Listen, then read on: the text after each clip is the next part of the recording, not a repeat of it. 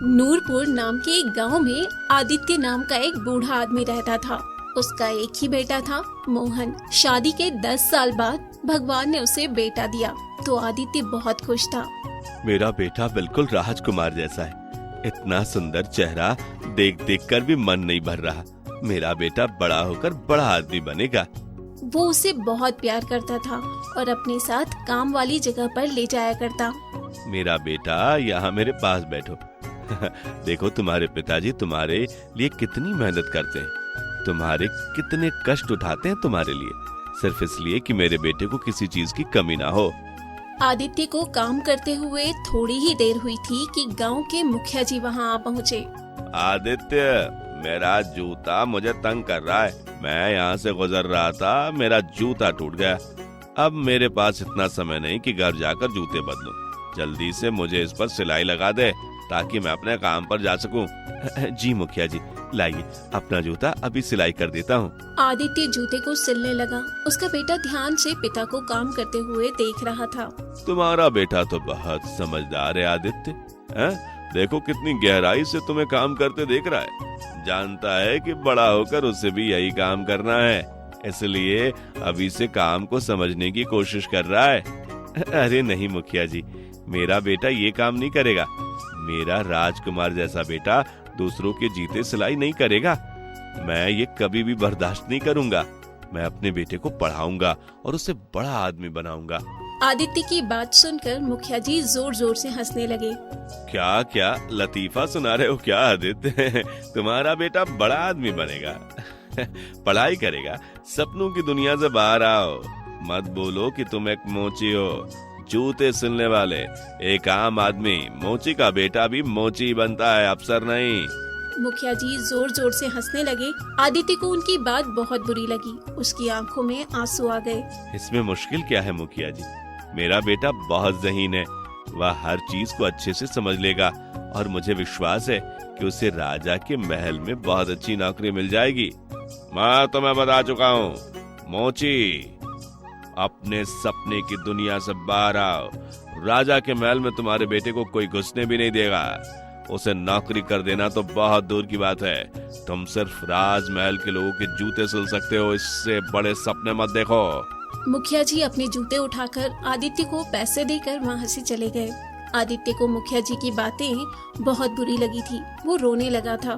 पिताजी, मेरी भी यही इच्छा है कि मैं शिक्षा हासिल करके बड़ा आदमी बनूं।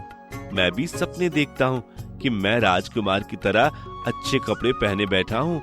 पिताजी, क्या हम गरीबों को सपने देखने का भी कोई अधिकार नहीं? मेरे बेटे, इस तरह की बातें मत कर। ये बातें दिल दुखाती हैं। ये दुनिया किसी को खुश नहीं देख सकती, इसलिए दिल जलाने वाली बातें करती है। सपने देखने का हर आदमी को अधिकार है और सपनों को पूरा करने का भी। मुझे अपने भगवान पर पूरा विश्वास है, वो हमारे सपने जरूर पूरी करेगा। समय बीतता चला गया। आदित्य, जिसके बड़े बड़े सपने थे, जो मोहन को पढ़ाना चाहता था, बहुत ही ज्यादा बीमार हो गया। वो बिस्तर पर पड़ गया। उसे एक बार जंगल में सांप ने डस लिया था। जहर उसके पूरे टांग में फैल गया, जिसके कारण उसकी टांग हिलने के काबिल भी नहीं रही थी। माँ जी, अब क्या होगा? पिताजी कब ठीक होंगे? हमारे घर का खर्च कैसे चलेगा? मैं क्या बताऊं बेटा, मैं खुद बहुत परेशान हूँ। कुछ समझ नहीं आ रहा कि हमारे साथ क्या हो रहा है। हमारे जीवन में एक के बाद एक समस्या आ ही रही है। हमारी गरीबी पहले कम थी क्या, जो अब ये बीमारी भी घर में आ गई है। तुम परेशान मत हो आदित्य, मैं ठीक हूँ। मैं यहीं बैठे बैठे जूते सिल लिया करूंगा। घर का खर्चा भी चलता रहेगा और तेरी पढ़ाई भी। नहीं पिताजी, आपने बहुत मेहनत की, बहुत काम किया। अब आपके आराम के दिन हैं। आप बीमार हैं, मुझे अच्छा नहीं लगता कि आप इस हालत में काम करें। तो बेटा फिर क्या होगा? घर की व्यवस्था कैसे चलेगी? पिताजी, मैं काम करूंगा, मैं मजदूरी करूंगा। आपकी जगह पर जूते की सिलाई मैं करूंगा। जो करना पड़े करूंगा, मगर आपको अब कोई काम नहीं करने दूंगा। आदित्य बहुत ज्यादा रोने लगा था। उसके सारे सपने टूट गए थे। गीता भी बहुत ज्यादा उदास थी। अब मोहन रोजाना मजदूरी करने के लिए खेतों में जाता। ऐसा करो, एक सिरे से फसल काटना शुरू करो, साथ साथ फसल काट कर मेरे घर में पहुंचाते रहो।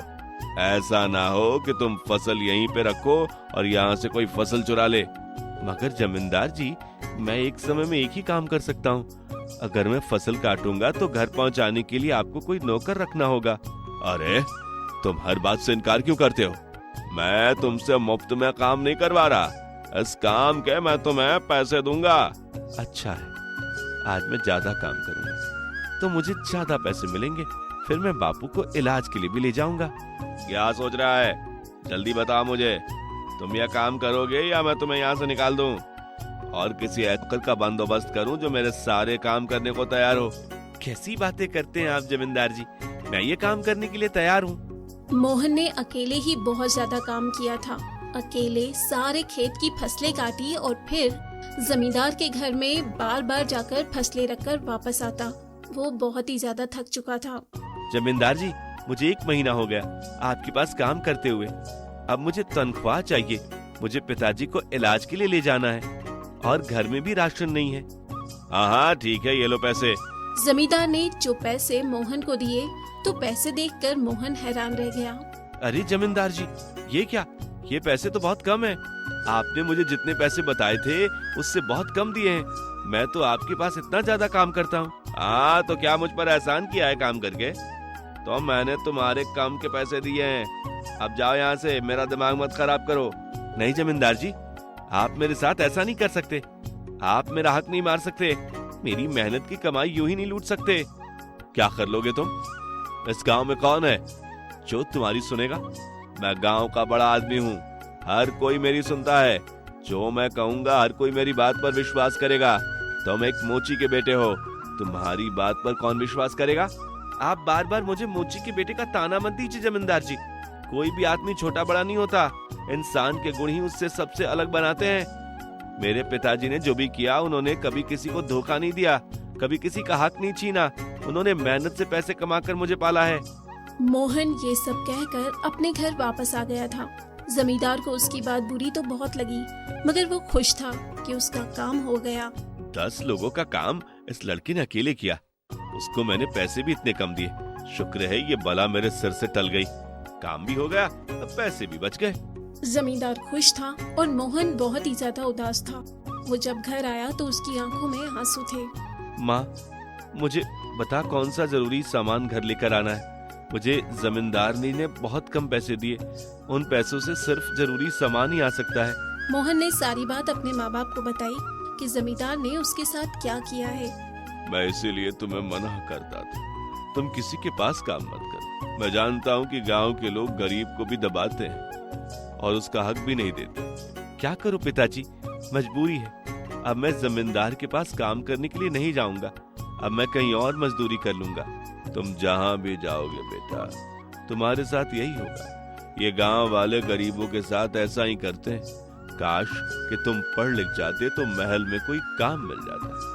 राजा बहुत दयालु है और बहुत अच्छे। वे पढ़े लिखे ज़हीन लोगों को बहुत इज्जत करते हैं, वे चाहे गरीब मोची ही क्यों ना हो। पूरी रात मोहन सोचता रहा कि वो क्या करे। अगले दिन वो गांव के दूसरे जमींदार के पास गया।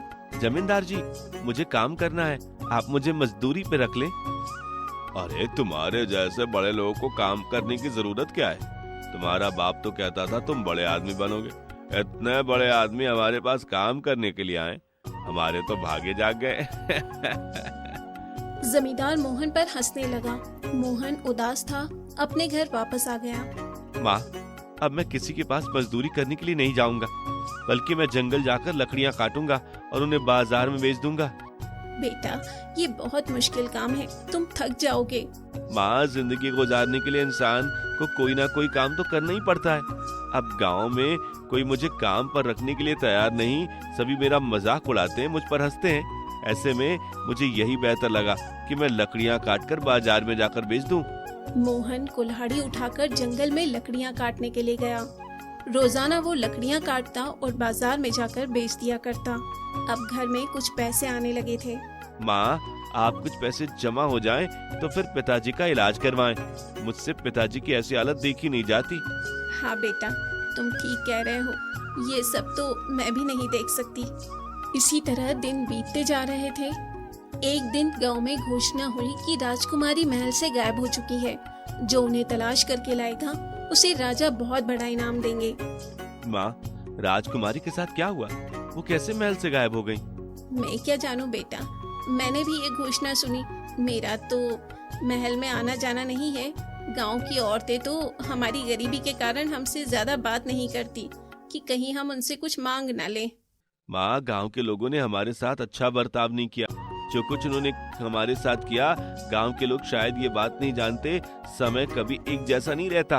अगर आज हमारा समय बुरा है तो कल अच्छा समय भी आ जाएगा। बस इंसान को ऊपर वाले पर भरोसा रखना चाहिए। हाँ बेटा, तुम सही कह रहे हो। बस मेहनत करते रहो, ऊपर वाले पर विश्वास रखो। देखना, वो एक दिन सब ठीक कर देगा। उस दिन मोहन जंगल के बीचों बीच आकर लकड़ियां काट रहा था। जब वहाँ पर एक भेड़िया आ गया। वो भेड़िया बहुत बड़ा था।